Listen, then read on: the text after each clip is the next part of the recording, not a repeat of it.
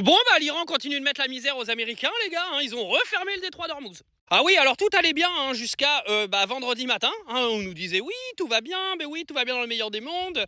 Donc on a des présaccords qui ont été signés. On avait normalement une signature qui était attendue en Suisse pour le début des 60 jours de négociations.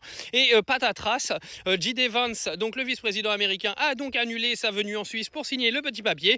Tout simplement parce que l'Iran a dit allez vous faire foutre. Pendant que les Israéliens génocidaires continuent d'attaquer et de tuer au Liban, nous ne signerons rien du tout. Faut savoir que les Américains et Benjamin Netanyahou sont en train de s'écharper quasiment tous les jours sur le sujet, parce que Benjamin Netanyahou est juste en train de tout foutre en l'air, parce qu'il n'accepte absolument pas les décisions de Donald Trump sur tout ce qui est de céder des centaines de milliards de dollars à l'Iran.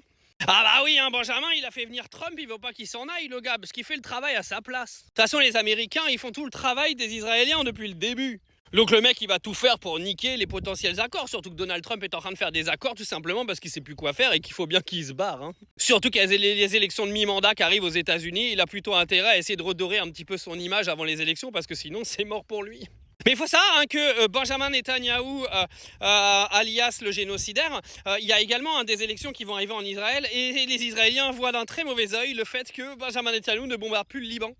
Bah oui, parce que naturellement les Israéliens qui sont en soi, pour la plupart des gens qui veulent envahir tout le Moyen-Orient, ils voient pas un premier ministre qui se dit « Oh non, on va laisser l'Iran tranquille ». Bah non. Donc du coup, vu que c'est le bordel et que y a rien qui se passe bien entre le Liban et Israël, l'Iran, ils ont dit « Ok, bisous, on ferme le détroit, vos négociations, vous les fourrez bien où je pense ». Donald Trump, il a le somme parce qu'il sait très bien qu'il a aucun contrôle là-dedans et que c'est l'Iran qui dirige l'intégralité des pourparlers. Et que ce détroit d'Ormuz, c'est vraiment le nerf de la guerre.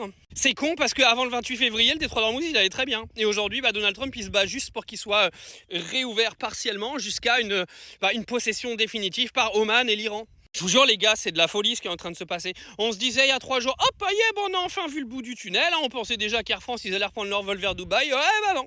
Patatras. Bilan des courses, on a une fin de guerre qui est en train de se diriger en conflit entre Israël et les États-Unis, parce que clairement c'est ce qui va finir par se passer, parce que Benjamin Netanyahou fait tout pour pas que ces accords soient signés, de toute façon c'est ce qui va se passer jusqu'à la fin.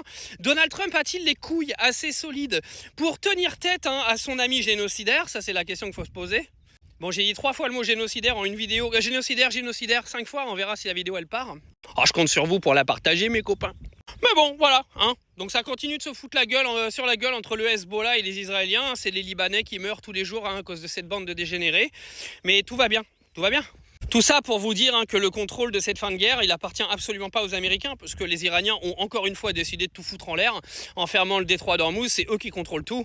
Et ceux qui viennent essayer de nous faire croire aujourd'hui que les Américains contrôlent quoi que ce soit, vous êtes quand même des sacrés mythos.